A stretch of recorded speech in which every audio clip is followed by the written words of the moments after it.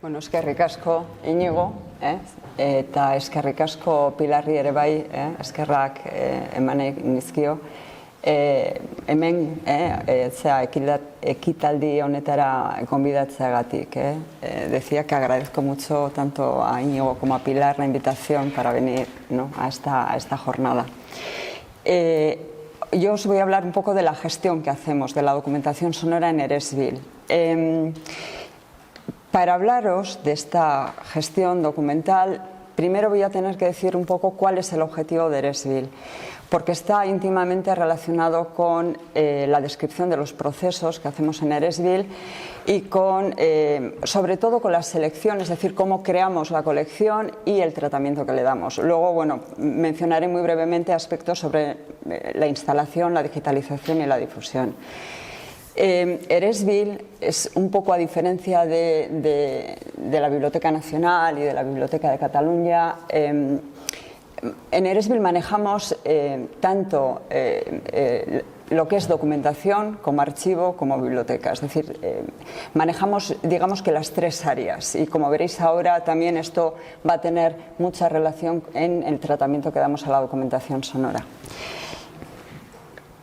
Bueno, primeramente, Eresbil, el Archivo Vasco de la Música, nace con una vocación, yo diría que absolutamente patrimonial.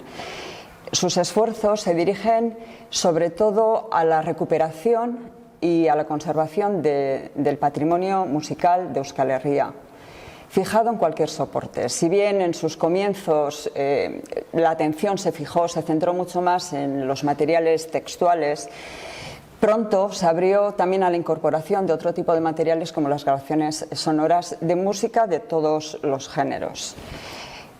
Eresbil, por tanto, prioriza la adquisición y la conservación de las grabaciones sonoras que contengan música de compositores vascos, estén interpretadas por músicos vascos o cuya temática esté relacionado con nuestro ámbito.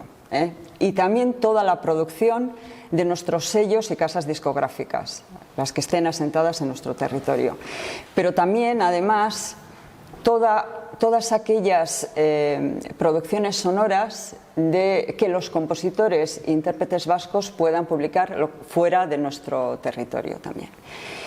Pero digamos que no solamente, nuestra labor no se limita solamente a la creación de un fondo exclusivamente patrimonial, sino que nuestra colección también se extiende para abarcar otro tipo de grabaciones sonoras universales o de referencia que puedan también servir tanto a la investigación pues como a las consultas de lo que es toda la ciudadanía. La incorporación de las grabaciones sonoras en Eresbil se realiza principalmente a través de 4 vías. Los ciclos de conciertos programados por el archivo, principalmente Musikaste y Eresbil Eresiak, los fondos y colecciones de archivo que ingresan a través de donaciones o cesiones, el depósito legal que tenemos a partir del año 2000 y la política de compras. Por lo tanto, tenemos 4 formas principales de ingreso de esta colección. 2 podríamos decir que son un tanto pasivas, en cuanto que no obedecen a una búsqueda y selección al detalle de la colección, y 2 que son ya una forma activa de creación de la colección, que es los ciclos de conciertos programados, puesto que es Eresbil la que decide qué es lo que se va a interpretar en el festival, y luego pues las compras, que van dirigidas fundamentalmente a completar, digamos, la colección patrimonial, sobre todo, aunque, como os he dicho, también se extiende, como en círculos concéntricos, también a abarcar otro tipo de grabaciones. Las grabaciones de los conciertos programados suponen la mayor parte del fondo inédito. Ahí destacan, por ejemplo, las grabaciones de Musikaste, que tenemos más de 2.600 obras grabadas de compositores vascos ya, y de las cuales 250 son estrenos. Además, algunas de estas obras son la única fuente sonora que hay de algunas de las obras de nuestros compositores, por lo que este fondo tiene un gran valor. Además, también Eresbil conserva todas las grabaciones del ciclo de cámara Eresbil Eresiak, que estuvo celebrándose entre 1980 y 2009, con obras de compositores vascos, y como veis ya, bueno, fueron casi 100 los conciertos. Otra forma de ingreso son los fondos y colecciones de archivo. Tenemos en este momento 232 fondos de archivo, de los cuales 55 contienen un volumen muy importante ya de grabaciones sonoras.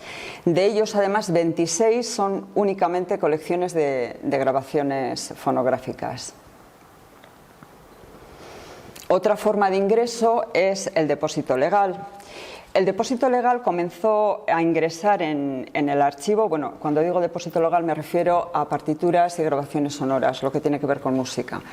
Empezó a ingresar en el año 2000 tras un acuerdo firmado con el Departamento de Cultura, con la Dirección de Patrimonio del Departamento de Cultura del Gobierno vasco. Desde ese momento hasta el año 2022 han ingresado, como veis, 7.077 documentos sonoros, de los cuales 6.165 corresponden a discos compactos. He fijado el límite en el 2022 porque el depósito legal suele traer bastante retraso, yo no sé en vuestras instituciones, pero todavía en 2024 estamos recibiendo grabaciones sonoras que solicitaron el depósito legal en el 23. También en lo referente al depósito legal hay que advertir que desde el punto de vista del patrimonio musical sus datos no reflejan solo ni exclusivamente la producción sonora de la comunidad, y esto se debe principalmente a dos motivos. Por una parte, a que el depósito legal puede ser realizado tanto por los productores como por los fabricantes de los fonogramas. Y en el País Vasco, concretamente en Vizcaya, hay un fabricante que fabrica muchos de los fonogramas de producciones que son de otras zonas del Estado. Y no solamente las producciones son ajenas a nuestro territorio, sino también el contenido de las mismas.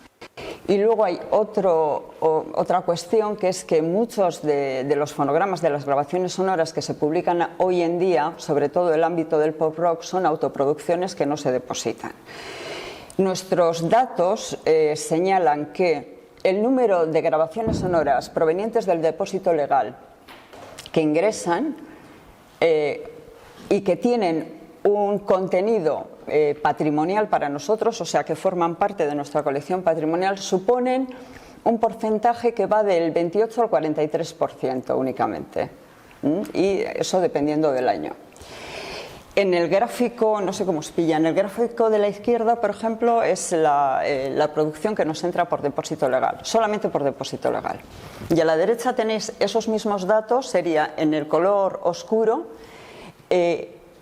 los fonogramas que tienen interés patrimonial. A esto además habría que sumarle todas las compras que hacemos, es decir, esto no forma únicamente. Por eso os decía que es un porcentaje relativamente bajo. Luego no nos podemos conformar con el depósito legal.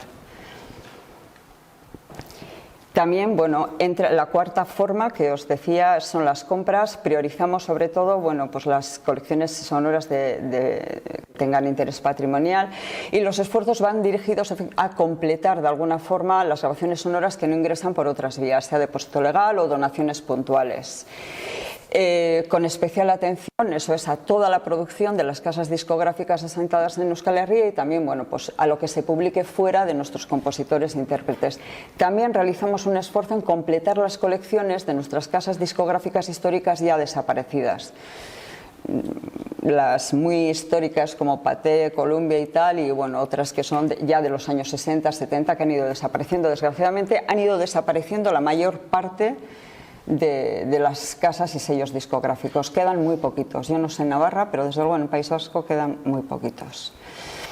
Bueno, en cuanto a las fuentes que utilizamos para recabar información sobre los nuevos lanzamientos, son diversas.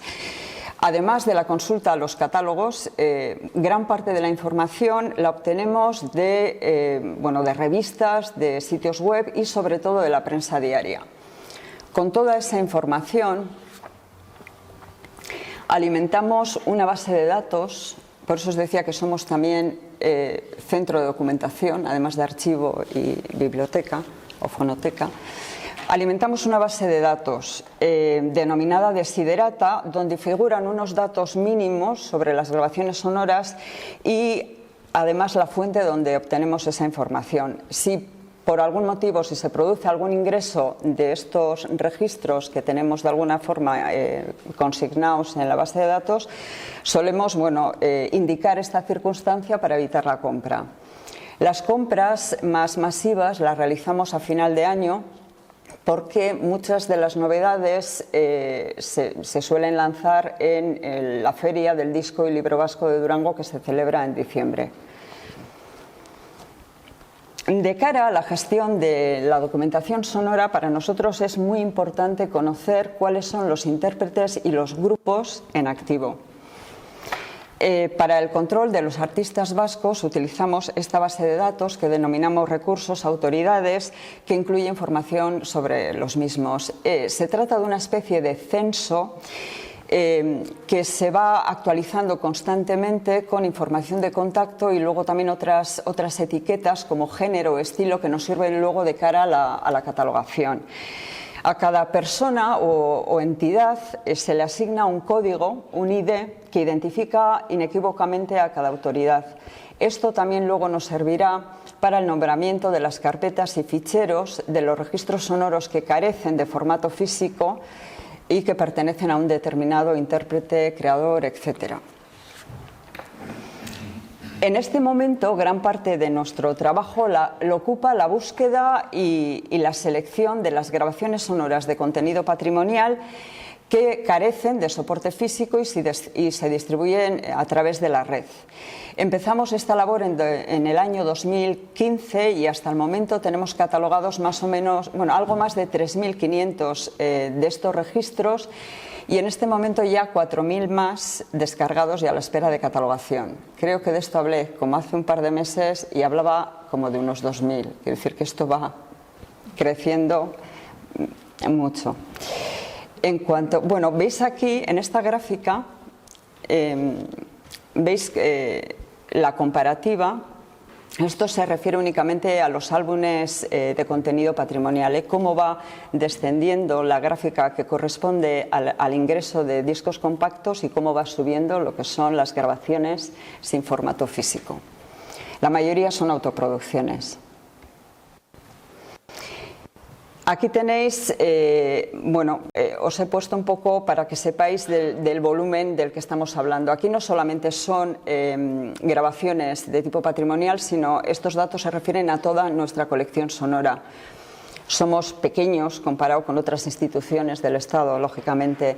En este momento tenemos algo más de 550 cilindros de cera, unas 700 carretes de cinta magnetofónica, más de 2.500 rollos de pianola, más de 4.000 discos, he puesto pizarra, goma laca, surco ancho, como queráis. Discos compactos, más de 20.000, vinilos o microsurcos entre LPs y singles, una cifra superior a los 80.000 en total. Tenemos en este momento catalogado o inventariado algo más de 120.000 documentos sonoros. Bien, una vez de que ingresan los documentos sonoros en Eresbil, pues se les da una entrada, un número de entrada al archivo en este libro de registro y ya se pasa a lo que es el tratamiento documental.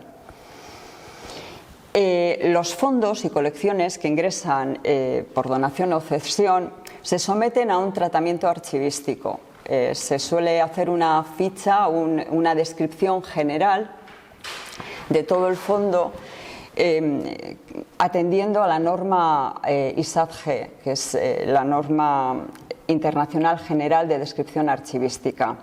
Aquí, por ejemplo, tenemos la ficha ISADG de un archivo que comprende únicamente registros sonoros de José Antonio Arche. No sé si sabéis quién es, formó parte del movimiento Esdocamairu, Txalapartari y poeta. Esta es una descripción general de todo el fondo. Además de esto, en términos también generales, los fondos de archivo se someten a una labor de inventario a nivel de unidad documental.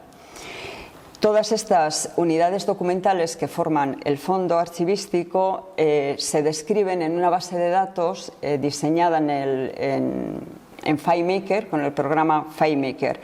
No obstante, los documentos que, por lo que sea, consideramos que tienen un especial valor, sea patrimonial o de cualquier otra índole, pasan a catalogación, es decir, reciben una descripción más detallada, más normativa.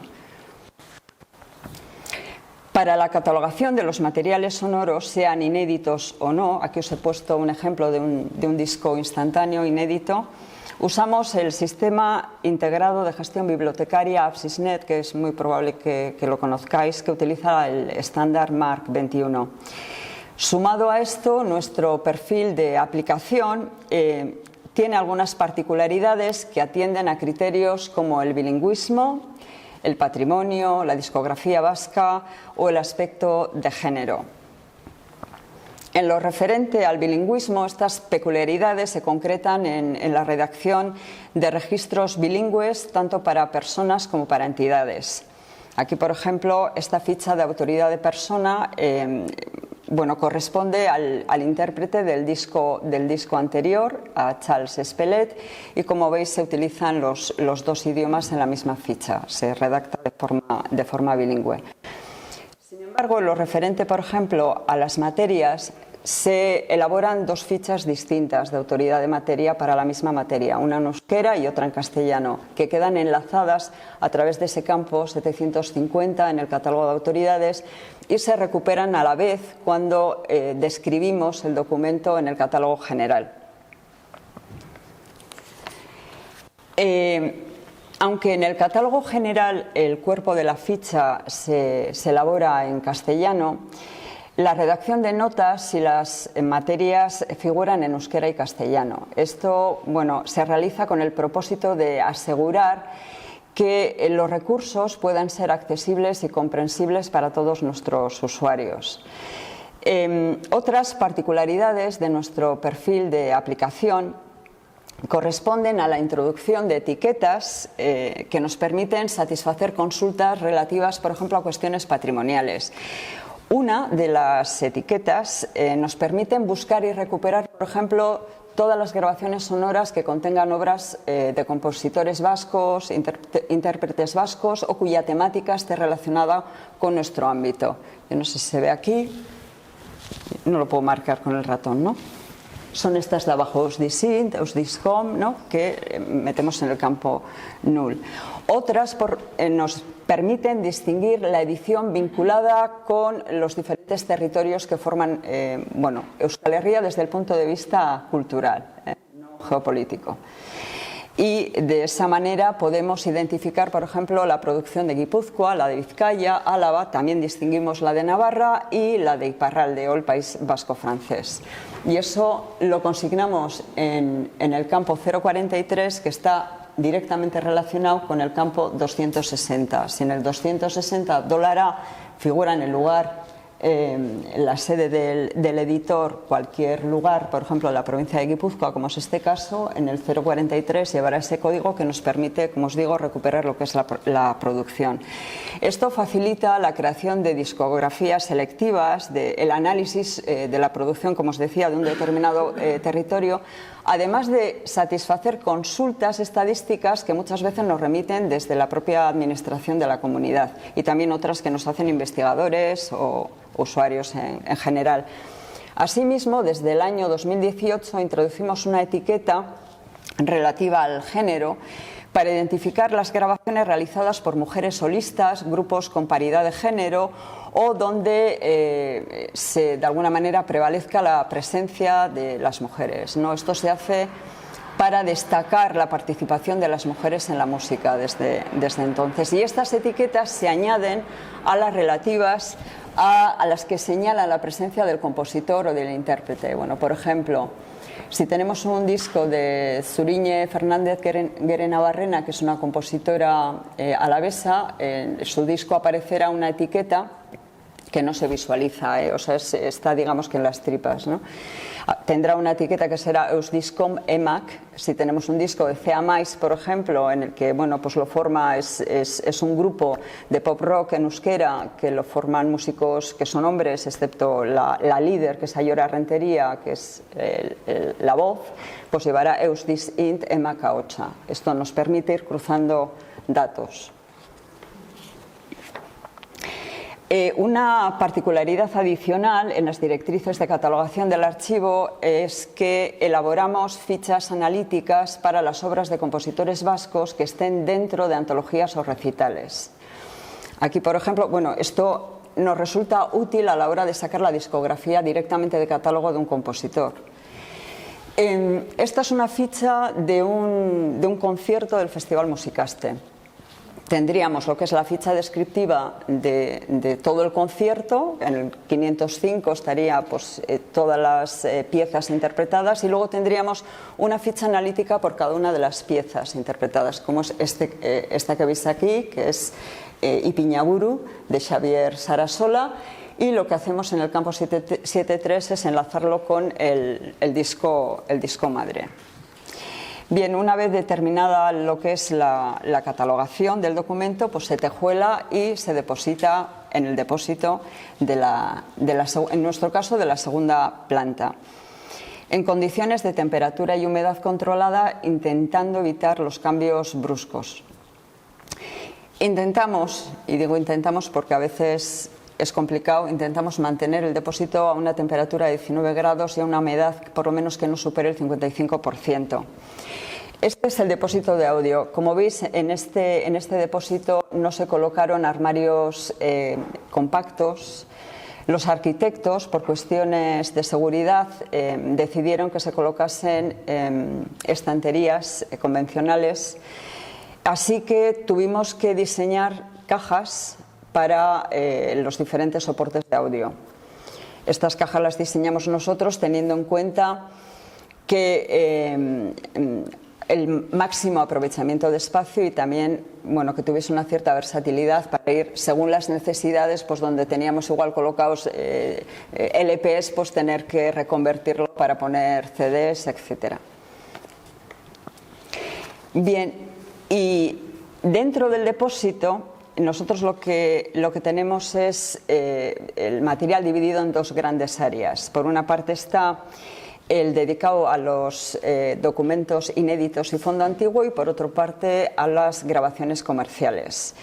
Y dentro de estas dos grandes áreas se distinguen tres secciones. Una sección corresponde a lo que es el fondo general, que entra pues, por compra, donaciones puntuales, intercambio, etcétera.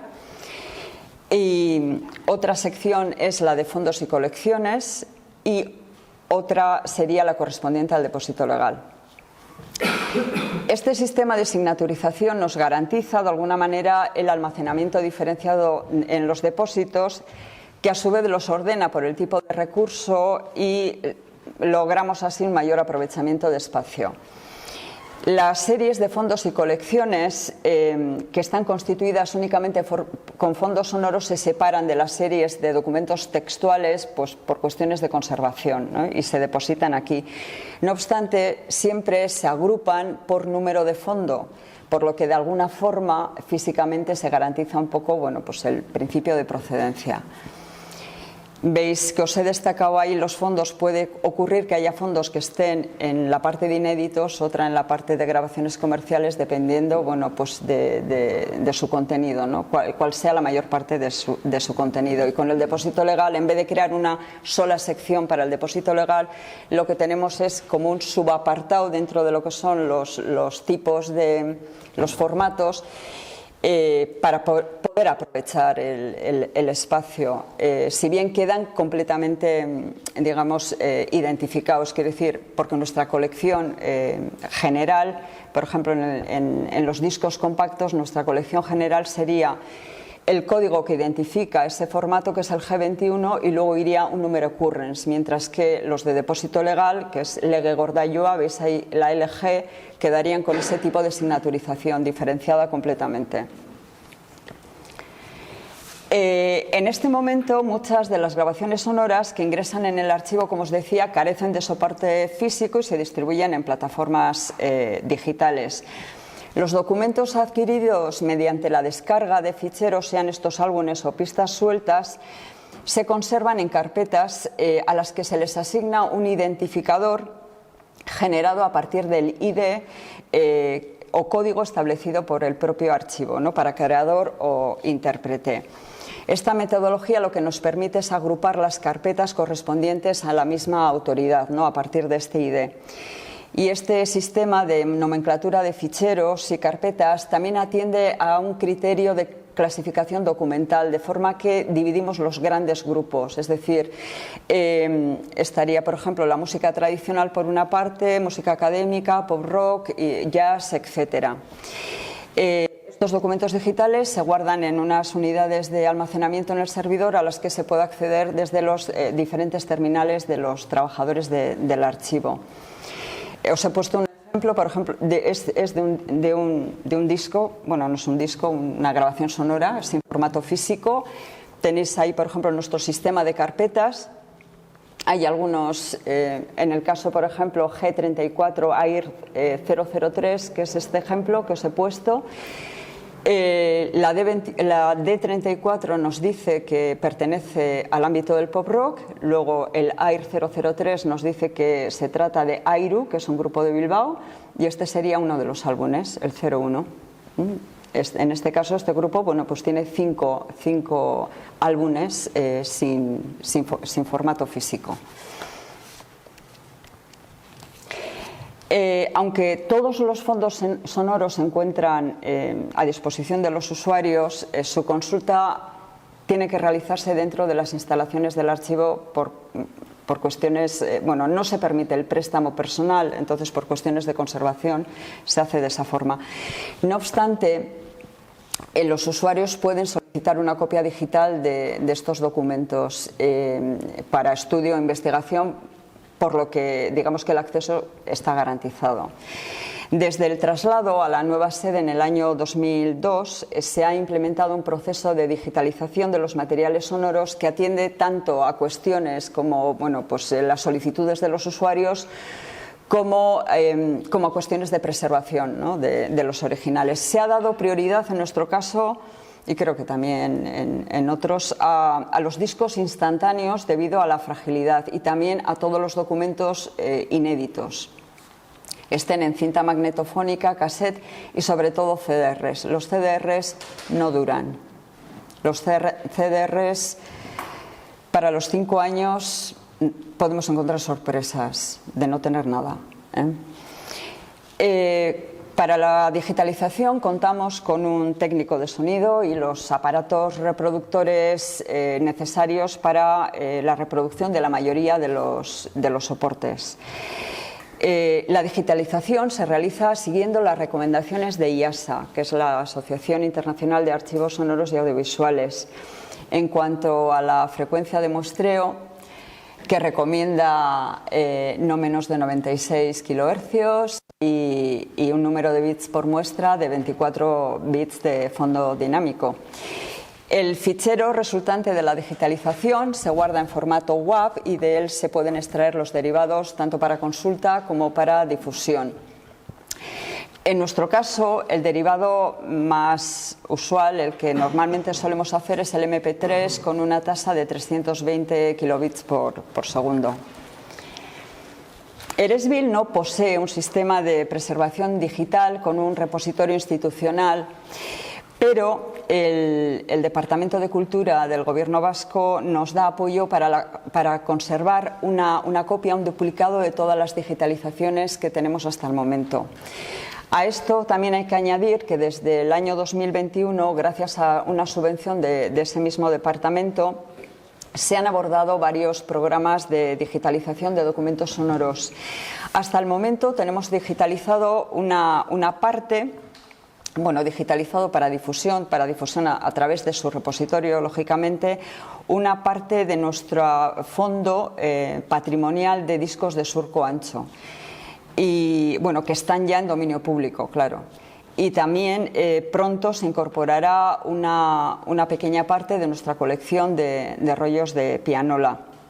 Bien, todos estos documentos pueden consultarse en la Biblioteca Digital de Euskadi, conocida como Euskariana, que es la plataforma que ha sustituido al repositorio institucional LibruClick.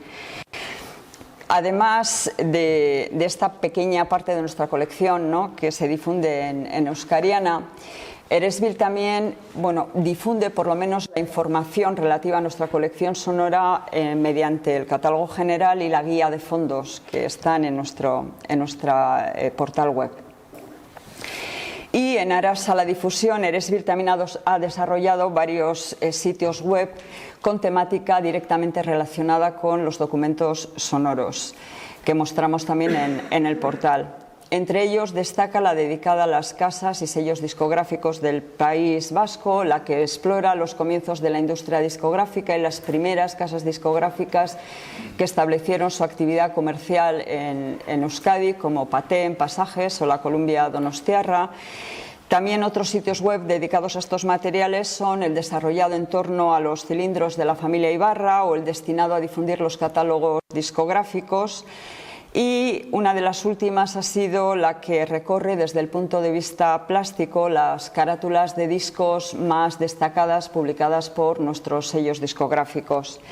Y a ellos hay que añadir las páginas web de discografía que se encuentran dentro de todos los sitios web desarrollados por el archivo y dedicados a nuestros músicos. Todas estas labores de difusión lo que pretenden es dar a conocer, ¿no?, nuestro patrimonio sonoro y a la vez crear de alguna forma instrumentos que permitan o que fomenten de alguna manera también la investigación en este área, ¿no?, en el área de la documentación sonora. Y con esto ya eskerrik asko, zuen arretagatik.